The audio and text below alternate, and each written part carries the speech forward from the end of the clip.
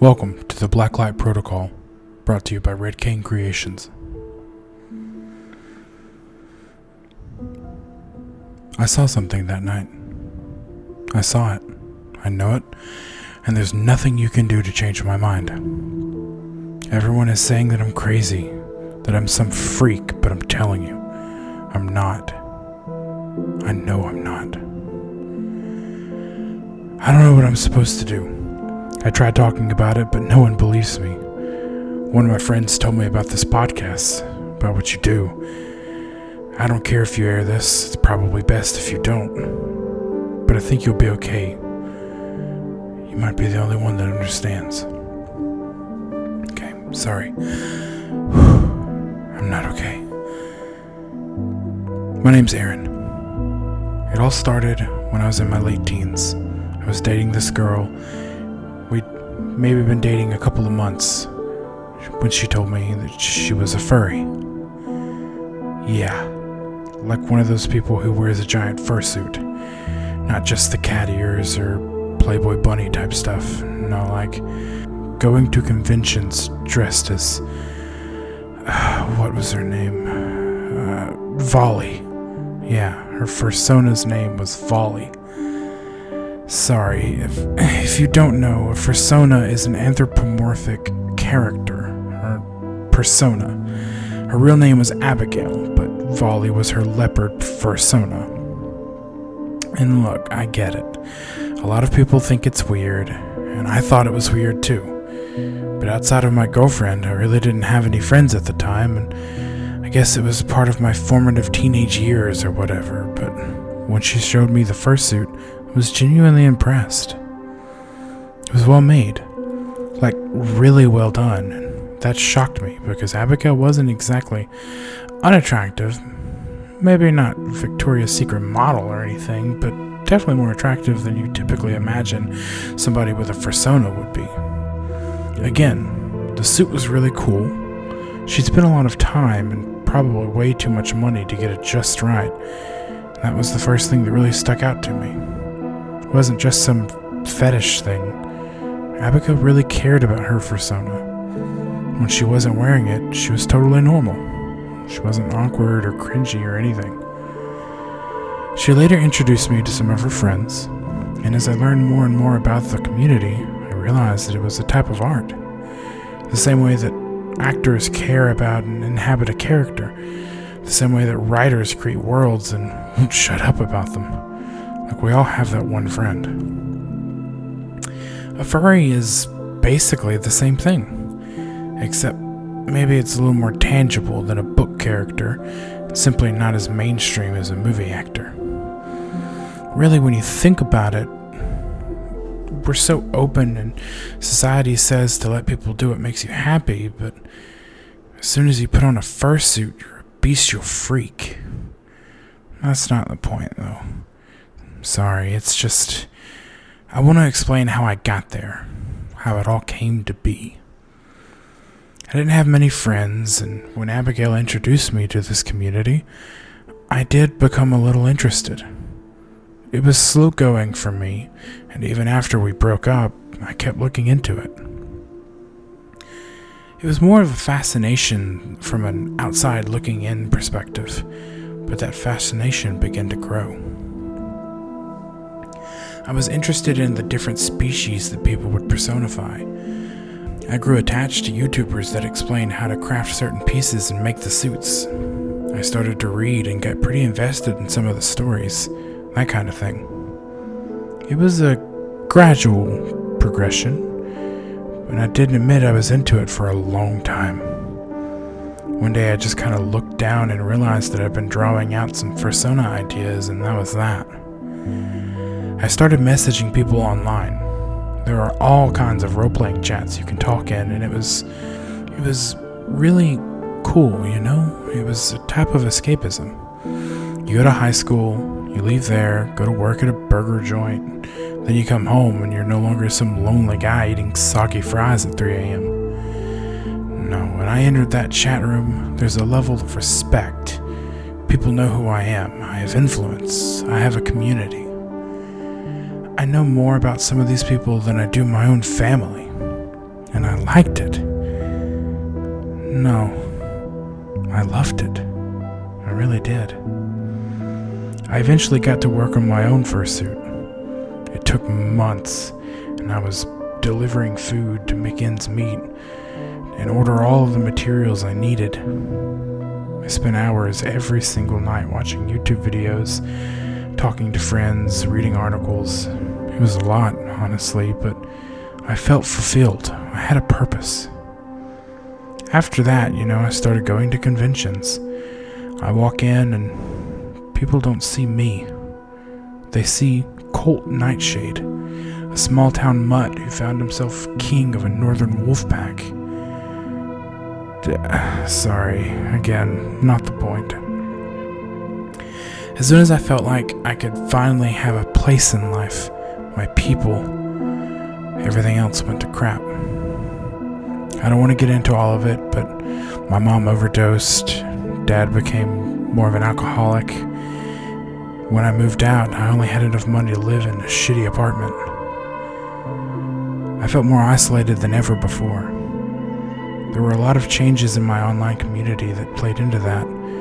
It's not really any different than what everyone experiences.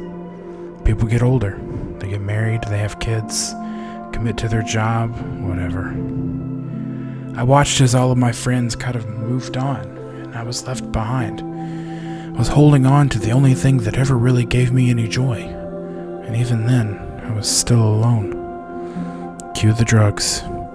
Cue the excessive amounts of alcohol. Cue the bad crowds. You know how it goes. I met this guy at a bar, and he was with a couple of friends, and we started talking. Turns out, they picked up on my hints to let them know I was a furry. Turns out they were too. Kept it on the down low because they were into the more dark and fetish sides of things. It wasn't at all the type of community I had been a part of, although, it was talked about and stuff, but it was just on a different level. But my community didn't exist anymore. I think that's why I decided to go to the party. That was the reason. I didn't want to be alone anymore, and I wanted so desperately to find others like me. I didn't care how or what they did. They invited me to a party. It was a couple of miles away on the south side of town, which was arguably even more sketchy than where I lived, but I didn't think much of it. Not until I got there, anyway. They said it was a house, but it was more like a shell of a house. It looked like it used to be one of those favela homes that had been bandaged with tin and duct tape. The windows were all busted, black trash bags and boards taped over and nailed to the front. Even then, you could see the strobing lights and hear the thrum of music. People were lounging on the lawn in fursuits, smoking weed and staring up at the night sky. Couldn't see any of the stars. The dim streetlights made it look like it was just a dull void. When I walked in, the door swung open. There was no handle. The inside was empty, save for some worn couches, a TV in the corner, wires splayed out of the ceiling where a fan used to be. There were kegs and solo cups and trash strewn all over the floor. And everyone there was in fursuits, dancing, mingling. No sooner had I entered than I was swarmed with some girl in a wolf costume. She handed me 2 cups, one full of beer, the other a combination of nondescript pills. I drained both rather quickly. Say what you want, I've heard it all. But at the time, that's just where I was. I was at the party for hours, I think. After entering the house, there was a period of time I don't really remember much. Just flashing lights, shadows of people, maybe some yelling or drunk mumbling, not really sure. Before I disconnected from reality, I do remember very clearly seeing this one guy. He was in your standard wolf suit. I remember disdainfully thinking how cheap it looked. You can't tell anything about a person once they're in a suit. You can barely understand them when they speak most of the time, party ambience notwithstanding. But even in their suit, they didn't look well. The fur was matted, wet looking, like they'd fallen into a pool and had dripped off outside before waddling in and sprawling out in the corner. The head was limp on his shoulder. I don't know why I assume it was a he. It's just what comes to mind. He was propped up in the corner. Just his upper chest was sitting up. The rest of him was laid out there. He looked sickly, and I wondered if that was vomit leaking down the front of his chest. Something about it made me feel weird. Not an afraid weird or anything like that, just uneasy. That's when my previous double whammy of a combo hit my system, and that was that. The part I do remember is the one part I wish I could forget. I just don't know what time it was. I can remember coming to, my throat feeling dry and my mouth clammy. I was covered in sweat, completely soaked. I remember the smell. It smelled like mold, sweat, urine, and body odor. The music was still thumping, and it wasn't helping the pounding headache I had. I tried to sit up, only to realize that my arm was underneath an unconscious person next to me. I don't know who she was, but she was wasted, and half her fursuit had been torn open. She wasn't wearing anything underneath. Matter of fact, it was at this point most of the people I saw were in various states of undress or hooking up in the shadows, their sounds drunkenly matching the beat of the music. I felt sick. I felt nauseous. I did my best to wiggle out from the sleeping bodies around me, and in my suit, I felt absolutely suffocated. I couldn't breathe. I yanked the head of my suit off and promptly threw up on the floor. Even without the head on, I was still dizzy and sweating, and I was vaguely convinced that my suit was just ruined. It was then that I heard the sound. Even over the music, even over the throbbing of my head, it was very distinct, like wet choking, like the sound someone makes in a movie when they're drowning on their own blood, but it was louder. I turned around, and a few other people who were still conscious looked too. The floor was just covered in fursuits. They looked dead, save for the rising and falling of chests. And there in the corner was that sickly wolf fellow I'd seen before. I blinked the sweat out of my eyes and watched as he began to twitch. His limbs were still splayed out, and his fingers were curling and uncurling in his hands. His head didn't move. It was simply perched on his shoulder. Now, this is gonna sound weird, as if it's not already weird enough, but imagine popcorn popping in the bag. The way it kind of moves and expands. That's what happened to his body. Something inside of him was popping like popcorn, and it bubbled at his shoulder, tightening his suit and ripping it. A massive bulge of veiny flesh expanded from his shoulder, his neck, and then his chest. His body shook with each little pop. The sound of the scream that came from the corner was so loud and unnatural. It wasn't like any kind of scream I'd ever heard or imagined. It was absolutely primal and ugly. I should have ran away right then, but I didn't. Maybe I was still vacant in my mind. Maybe I was rooted to what I was seeing, like it was so disgusting and terrible that you can't just stop watching. When he popped, he sounded like a can of biscuits after you tear the paper off. Blood spattered my face and fursuit, and I was halfway across the room. The red splatter covered everything and everyone around it. I still didn't scream, even then. I didn't feel any different. I still felt hot and sweaty, except now I had warm liquid rolling down my cheeks. I remember blinking it away because it felt heavy on my eyelashes. When I looked again, there was a creature standing in the popped corpse of the wolf guy. At first it seemed small, and then it began to unfold like paper until it stood so tall that it had to hunch to avoid the ceiling. The The details are hard to pinpoint. Strobing lights and my mental state at the time mess with my sense of color, but it seemed black, like oily black.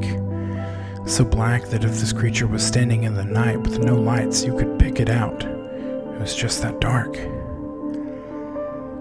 It seemed like it was covered in hair, but each strand was too thick. Each follicle was like the size of a pencil. Its eyes were white dots, simple white dots. They were on either side of its head, kind of like a hammerhead shark, except that you could see both of them as it faced forward. Its lower jaw began to open, like the ramp of an airplane. Blood and gore spilled out, some of it catching and hanging on the rows of teeth.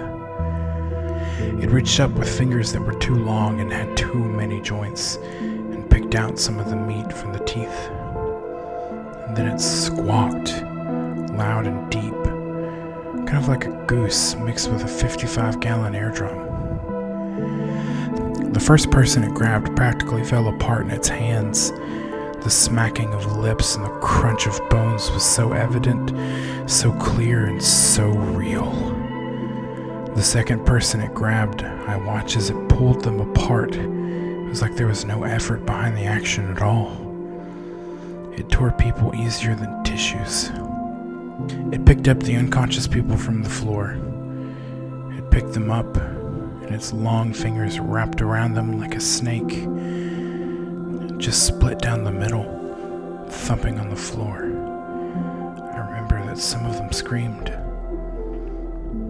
They became just conscious enough to die.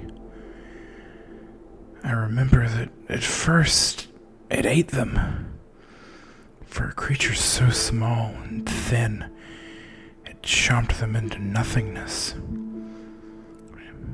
Then as soon as it began to tear people limb from limb, it would pause and sift through the pieces as if it were looking for something. I remember meeting its eyes, those hollow white eyes. It cocked its head and began to move towards me. And that's when I ran. I still didn't scream, I just ran. I didn't try to help anyone, I didn't yell, I didn't warn people that there was a monster or anything. I just ran over the top of people's sleeping bodies, slipping and falling and scrambling until I was out of the house. The side of me must have been so stupid, so ridiculous. There I am, running through the projects in a fursuit matted with blood. I could still hear the thumping of music, and underneath that, just barely, the sound of screams. I don't know how many people died that night. I just know that on the news the next day, they reported that the house where it happened had burned down and killed a bunch of people. A tragic partying accident, they called it. Yeah, tragic.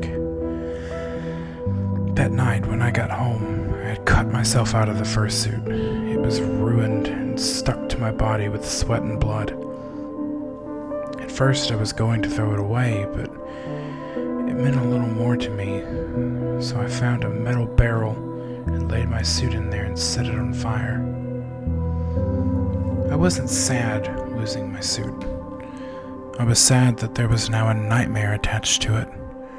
As I watched the faux fur melt and shrivel, I felt sick inside. All I could think about was one thing.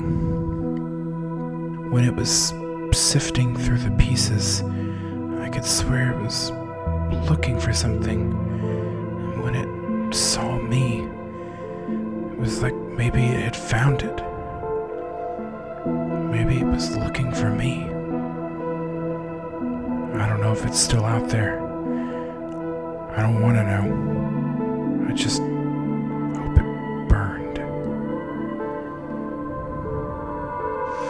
Now, I don't know if any of this is of any interest, or if it really means anything, but it was a few days later that I began to question myself. Everything had happened so fast, it'd been so strange. And of course, I was not in a clear mental place.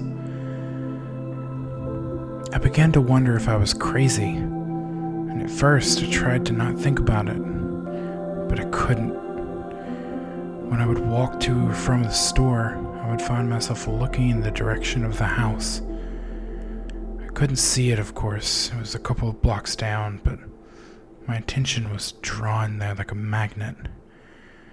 One day, I was just out for a walk, trying to clear my head, when I looked up and realized I had subconsciously brought myself to the street. I could smell the ashes and scent of smoke, like it clung to the air.